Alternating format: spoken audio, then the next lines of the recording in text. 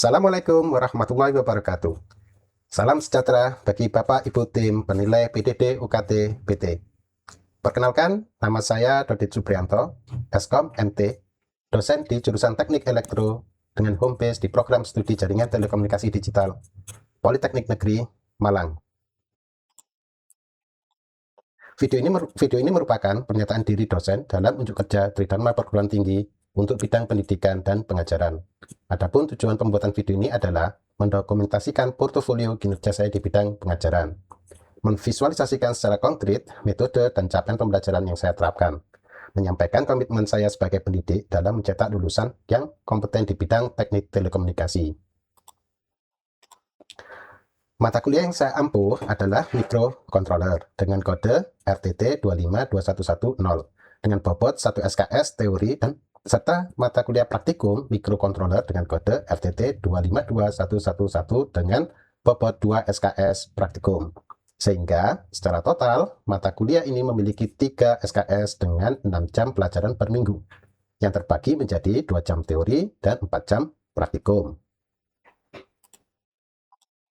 Mata kuliah microcontroller membekali mahasiswa dengan konsep dasar sistem microcontroller yang menjadi inti dari berbagai perangkat dan sistem telekomunikasi modern saat ini.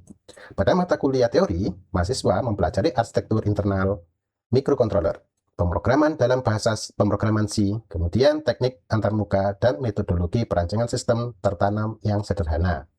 Sementara pada mata kuliah praktikum, mahasiswa secara langsung mengimplementasikan pengetahuan tersebut di laboratorium, mulai dari konfigurasi lingkungan pengembangan, pemrograman C++, hingga integrasi sensor dan aktuator pada hardware secara nyata.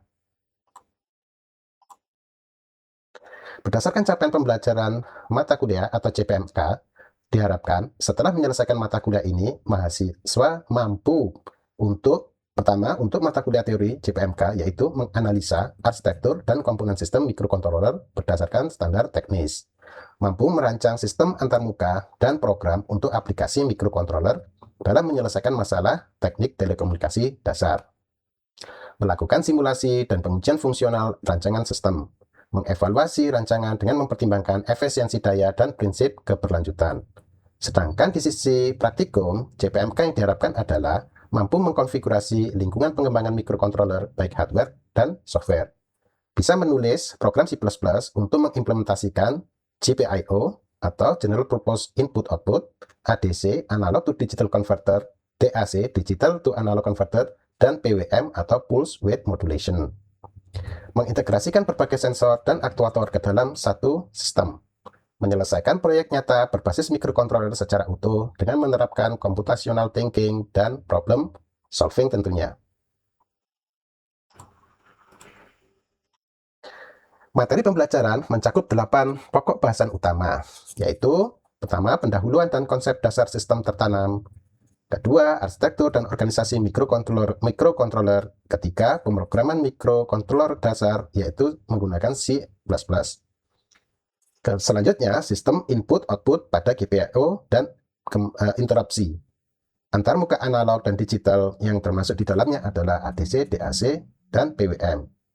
Protokol komunikasi serial yang meliputi UART, I2C, atau SPI. Kemudian, perancangan dan integrasi sistem, pengujian, evaluasi, dan prinsip berkelanjutan. Untuk praktikum ini, materi difokuskan pada implementasi nyata, yaitu konfigurasi IDE atau Integrated Development Environment dan pemrograman.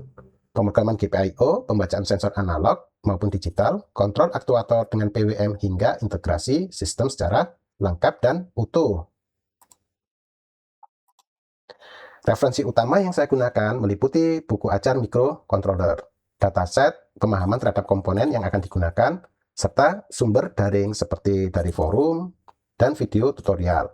Sedangkan untuk praktikum, mahasiswa juga menggunakan modul praktikum dan katalog komponen sebagai panduan.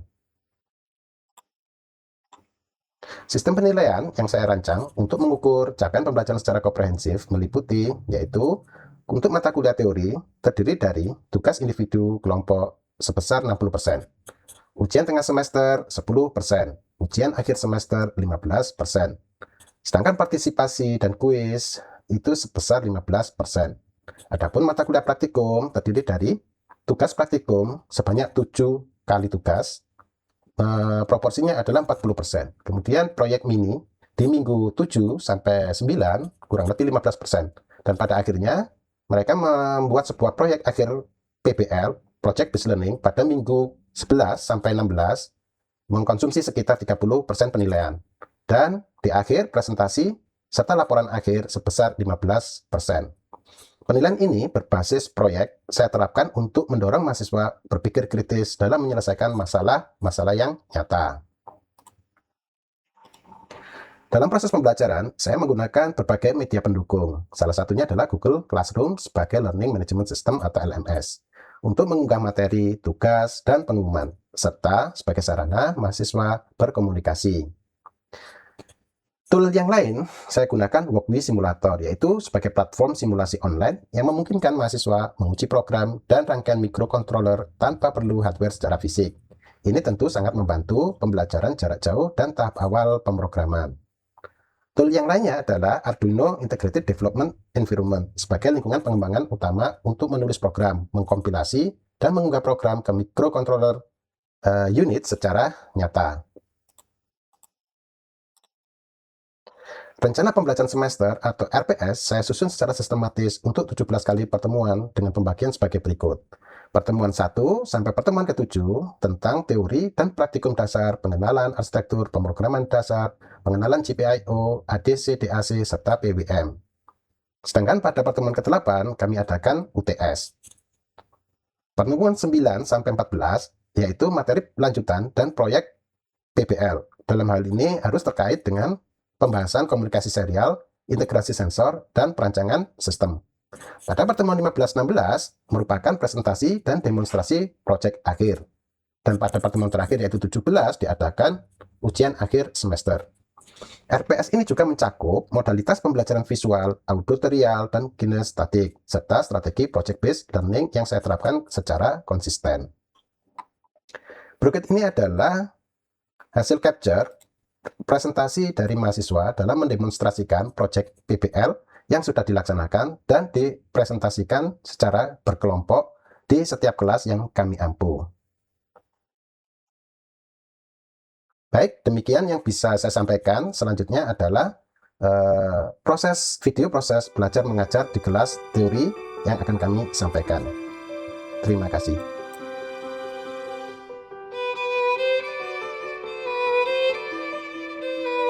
Warahmatullahi wabarakatuh. Oke, pertemuan kali ini hari pertemuan ketiga ya? 4 ya? 3 ya? Ketiga. Kemarin kita sudah bahas tentang apa saja. Oh maaf. Kemarin sudah saya kasih tugas, materi, mungkin masih ingat. Ini kelas 1D ya? Ya. Sekalian saya absen cepat aja ya. Pak, Alfia, ya kan? Saya tahu kalian sebagian bukan berasal dari lulusan SMK Teknik atau SMK Teknik Sosial Media, yang bahasa ya. Jadi saya coba untuk membuat sesimpel mungkin. Sebelumnya saya minta tolong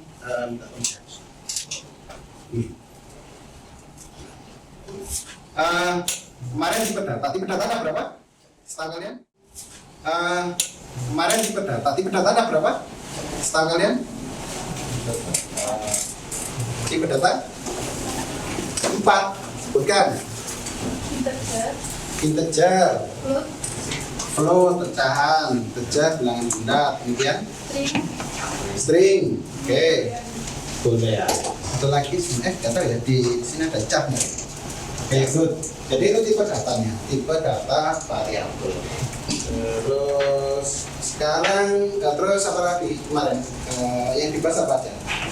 SK? Kemarin apa aja?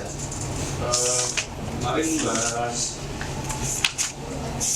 ekspresi, statement gitu ya? ya, Operator, sama cara membuat di aplikasi yang sudah di aplikasi.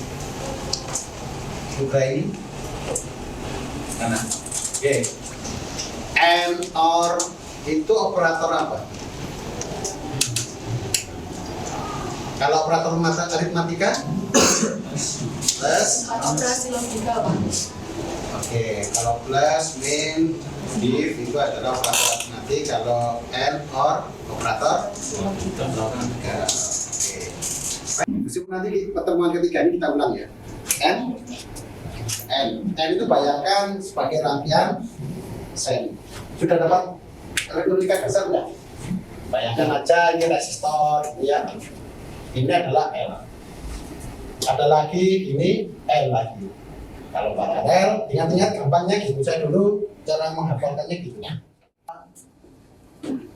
Jadi kalau OR selama ada satu true, maka dia apapun komponennya OR. Tapi jangan lupa kalau nanti N OR itu ada yang namanya kurung buka kurung tutup, maka kurung buka kurung tutup itu yang harus dioperasikan pertama, dijalankan pertama.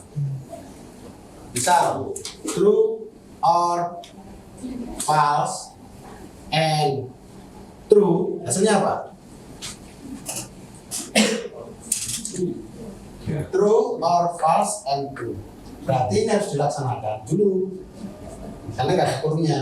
Berarti ini true. Kemudian dengan true.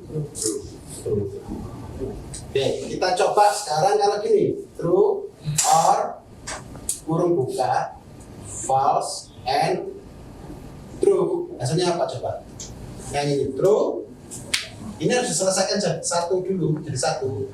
False, kebetulan masih true. Kalau gini, true or false, tidak secara eksplisit Python itu mendeklarasikan variabel seperti bahasa C++, tapi dia sudah cukup tahu bahwa ini adalah apa? Boolean. Ya. If ya B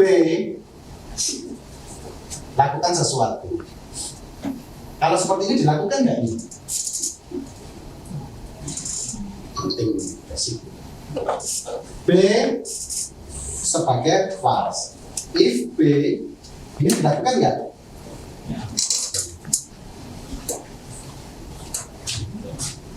If A and B titik 2 lakukan nggak? Ayo, misal begitu. Operator logika bisa not, bisa and, bisa not. Ketika A and B lakukan tidak? Tidak. Yang lain? Hah? Lakukan, tidak lakukan sih belum sendiri. Oke, yang tidak siapa ngacung? Ngacung. Angkat tangan. Ini tidak dilakukan. Saya ulang dulu aja. Sampai benar-benar paham. Tidak dilakukan. Yang melakukan berarti sisanya 50-50 ya. Yang jelas tidak dilakukan. Kenapa? Tabel kebenaran lagi, ya kan? Berapa coba? Dari mana dulu? Belakang ya, kamu. 10 dikurangi 5 ditambah 5 dibagi. Ini ya betul lagi. Berarti ini dulu 10 dibagi 5, 10 dibagi dikurangi 200. Belakang? 200. Oke, 200. Jadi 10 tambah 10 harus didulukan, ya kan? Ini 20 harus dikali 10. Baik. Ini ada soal berkaitan dengan struktur kontrol. Jadi input artinya kita menginput dari source. Misal nanti kita inputkan 87, maka dia passing grade-nya berapa atau grade-nya berapa dalam bentuk untuk memudahkan dalam berpikir algoritma dasar.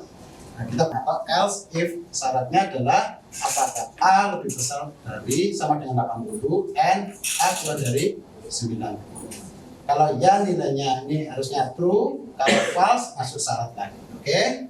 Nah, Saya coba kalian siapa yang bersedia untuk meneruskan flowchart ini termasuk coding. Untuk flowchart dulu, siapa yang mau? Ada lagi? Loh, cuma satu lagi. Oke. Oke, wes. Yang pertama saja berarti Karin nanti untuk flowchart. Kemudian untuk yang coding, Ya, saya mau. satu orang saja.